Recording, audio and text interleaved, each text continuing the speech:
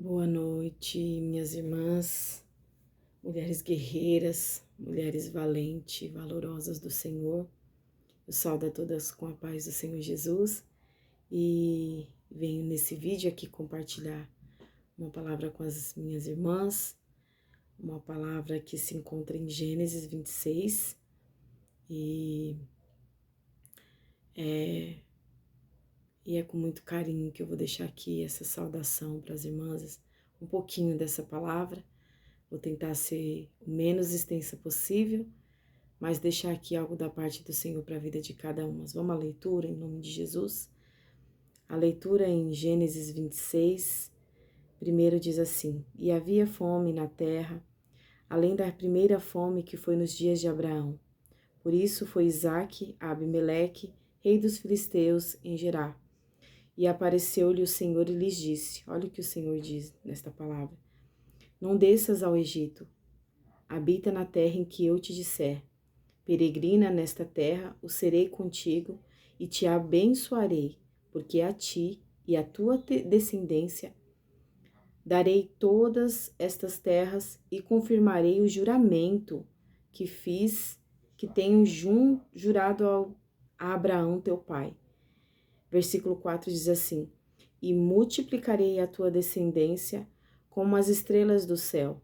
Darei à tua descendência todas terras, e por meio delas serão benditas todas as nações da terra. Porquanto Abraão obedeceu a minha voz e guardou o meu mandamento, os meus preceitos e os meus estatutos e as minhas leis. Isso é Deus falando. Versículo 6 diz: Assim habitou Isaque em Gerar. E perguntando-lhe os homens daquele lugar acerca de sua mulher, disse: É minha irmã, porque temia dizer, é minha mulher, para que, porventura, dizia ele, não me mantém os homens daquele lugar por amor, não me matem os homens daquele lugar por amor a Rebeca, porque era formosa à vista. E aconteceu que com ele esteve ali muito tempo Abimeleque, rei dos filisteus. Olhou por uma janela e viu que Isaque estava brincando, acarinhando a Rebeca, sua mulher.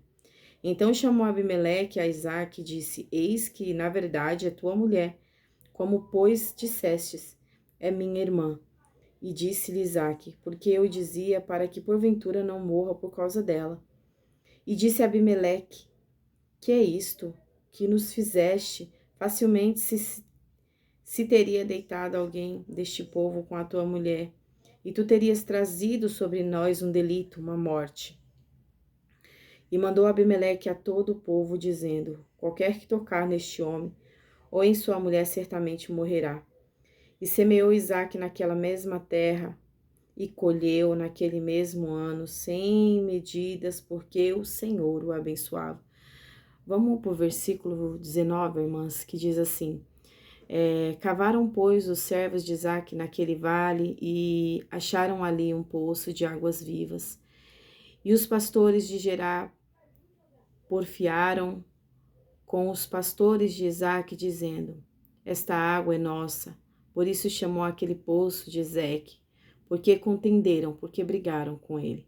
Então cavaram outro poço e também contenderam. Outra vez brigaram com Isaque. E partiu dali, cavou outro poço e contenderam mais sobre ele. Por isso chamou de Reobote e disse: Porque agora vos livrou o Senhor e prosperamos nessa terra. Assim diz o versículo 22. Só até aqui, minhas irmãs, é uma leitura muito conhecida, por isso eu cortei um pouco para que a gente ganhasse tempo em compartilhar essa palavra. Mas o que mais me chama a atenção, irmãs, nessa parábola, nessa história, né,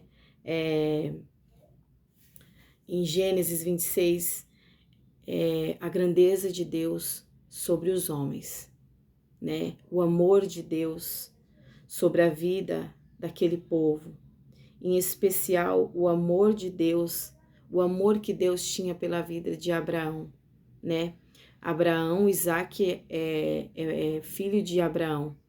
Então, a palavra já começa falando que Abraão passou por uma fome extensa.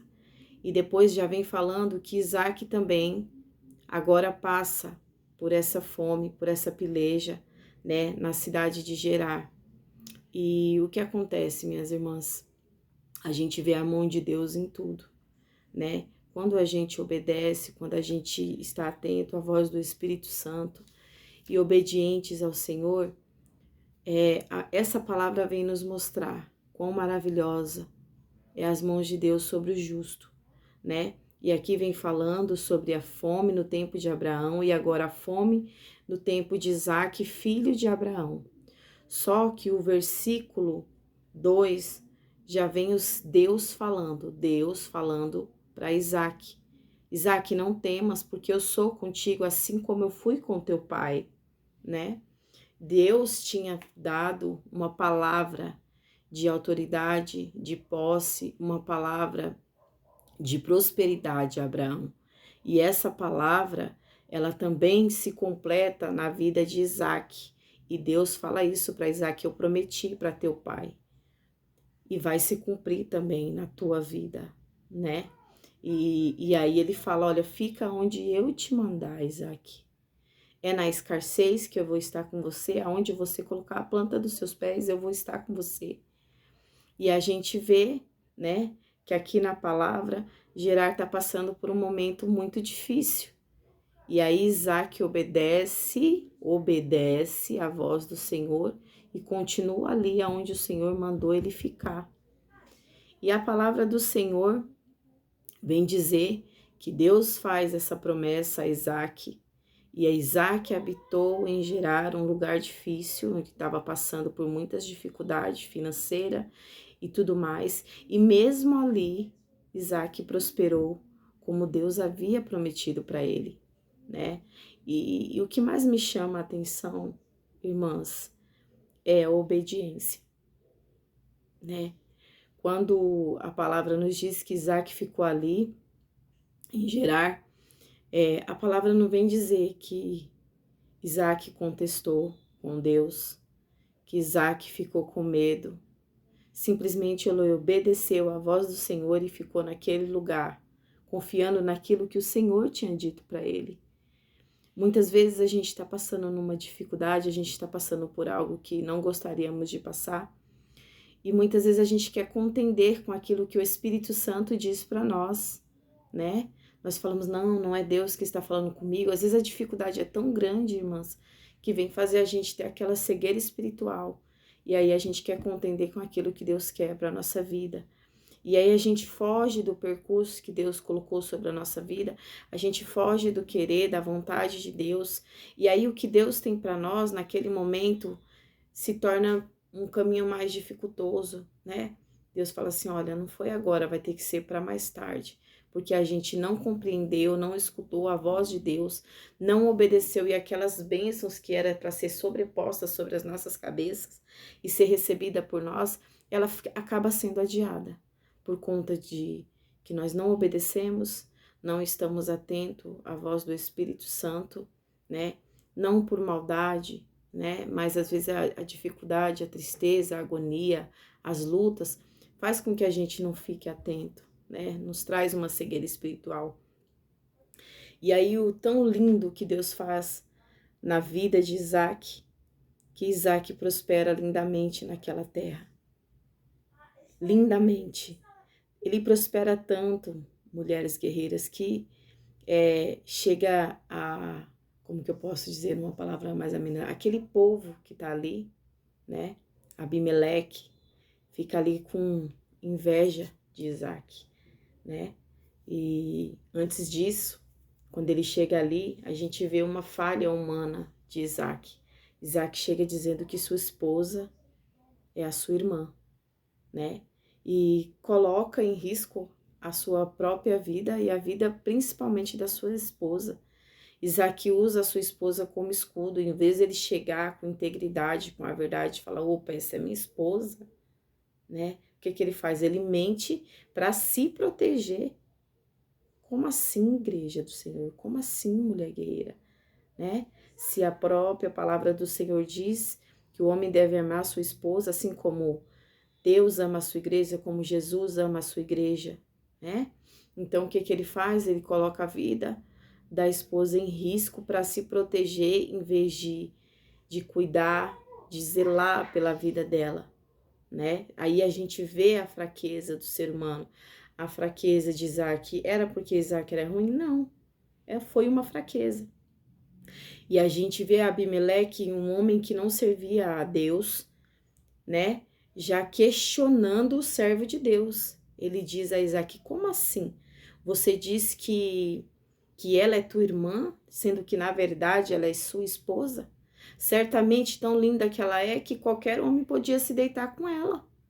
E aí você poderia colocar alguns dos nossos homens em risco. Aí a gente poderia cometer um delito. Olha só, irmãs, que coisa forte. Aqui a gente vê o não crente dando uma lição de moral para um crente. Uma pessoa que não segue princípios, que não servia a Deus ali, exortando um servo do Altíssimo, né? Olha a fraqueza, mais uma vez aí. A gente mostrando a humanidade de Isaac, apesar de ser um homem temente a Deus e que obedecia à voz de Deus, a gente vê uma fraqueza. Mas em nenhum momento a gente vê Deus virando as costas para Isaac. E assim também é conosco. Muitas vezes nós falhamos, muitas vezes nós erramos, mas nós somos humanos, sim, mas nós temos que detectar a nossa falha e pedir perdão a Deus. Senhor, me perdoa, eu errei, eu fui falha, eu não me atentei à sua voz, eu fiz algo que não convém, Pai, com a tua palavra, com os teus ensinamentos, com os teus estatutos, né? E logo em seguida, a gente vê Abimeleque expulsando Isaac das terras ali, porque aquele povo viu que Isaac começou a prosperar lindamente, multiplicadamente, aonde Isaac passava, ele era um homem próspero, ele conseguia alcançar tudo que ele almejava, tanto financeiramente como espiritualmente. A gente vê os homens ali falando: agora vemos que tu és servo de Deus, que tu andas nos mandamentos de Deus, né? Então isso é lindo. O nosso jeito de falar, o nosso jeito de agir, os passos que a gente dá, denuncia quem somos, né? Então, isso é maravilhoso. Quando a gente fala de bens, não é só bens materiais, irmãs, é espiritual também, né? Aqui a gente está levando o lado próspero de Isaac, mas passando para o espiritual. Quantas vezes a gente mesmo não pega aquela prosperidade que o Senhor quer colocar espiritualmente dentro de nós e a gente joga fora, né?